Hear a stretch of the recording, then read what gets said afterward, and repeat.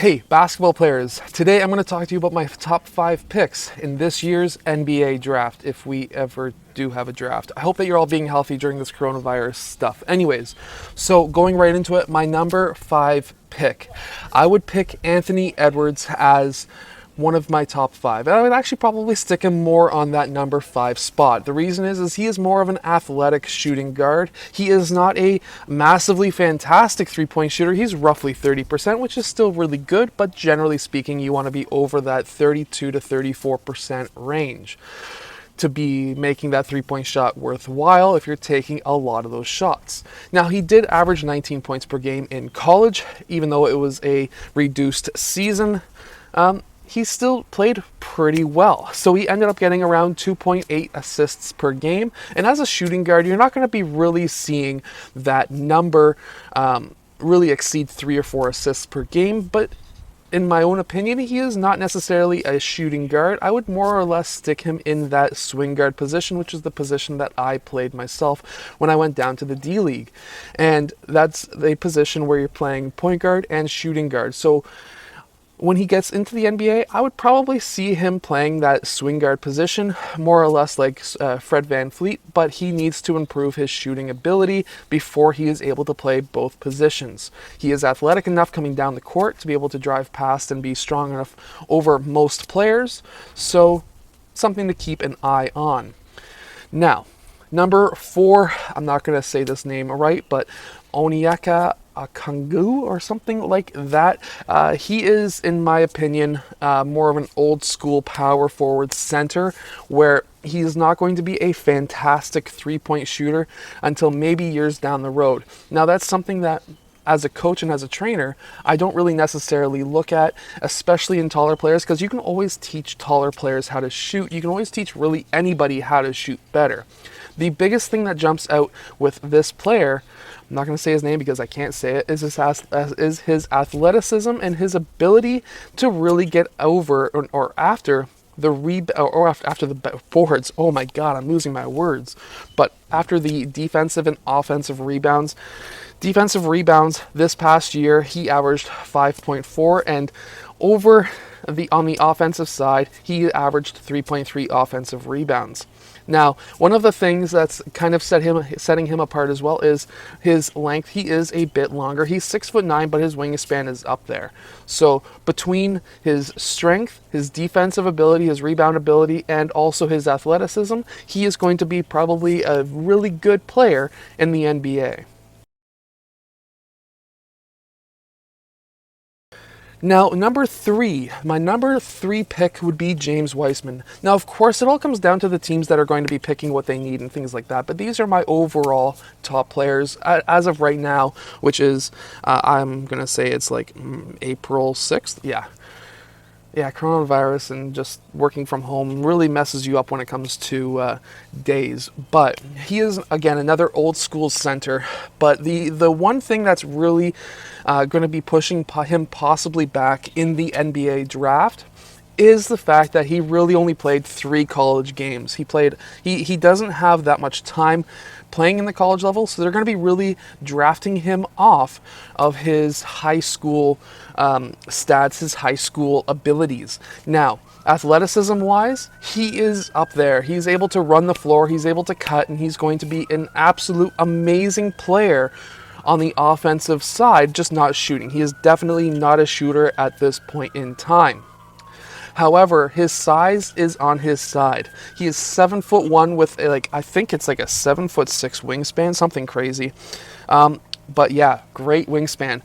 What is really, in my opinion, setting him apart is he's averaging almost 11 rebounds a game at the college level. Even though it was only 3 games, he is averaging 11 rebounds a game. And on the offensive side, he is at 4.3, which is fantastic. Now, his assists are actually higher than what most centers are. He's about a half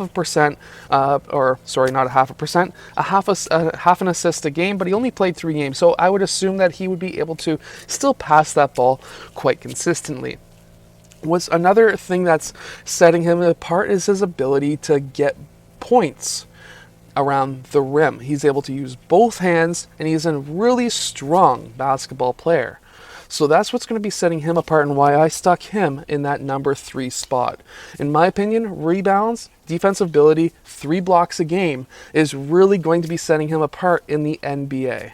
And if he can get onto a team that needs a center, who needs a defensive center, he may only get maybe 5 or 6 points in his first season, first 2, maybe 3 seasons. He may max out at 10 or 11 points per game, but he's definitely going to be getting that 8 to 10 rebounds a game if he gets the time, and he's definitely going to be able to get over 2 blocks per game, again, if he gets the time in the NBA. Now, my number 2 pick is going to be Lamell Ball. Now, there's a lot of players or people saying, hey, Lamell Ball is going to be the number 1 pick in the NBA. And I'm not discounting that. He may be the number 1 pick in the NBA. He has proven himself at the pro level over in Australia and other leagues. He's proven himself at the high school level as well, definitely when he scored that ridiculous game. I think it was like in the 70, 80, or 90 point range. It was just crazy.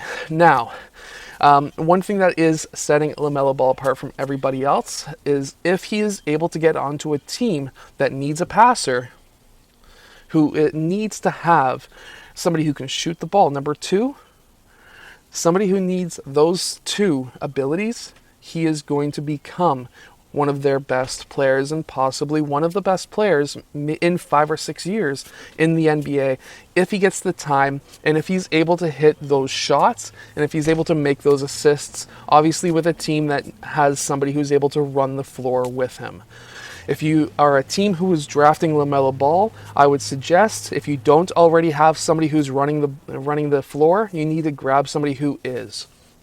So you can go out. Obviously, we've seen Lonzo Ball, which is Lamell Ball's brother, really succeed with Zion Williams. And the reason behind that is obviously because Zion runs the floor really well. And if you can get somebody who can run the floor similar to Zion or Pascal Siakam or somewhere around that kind of a skill level, you're really going to be seeing Lamell Ball really take off.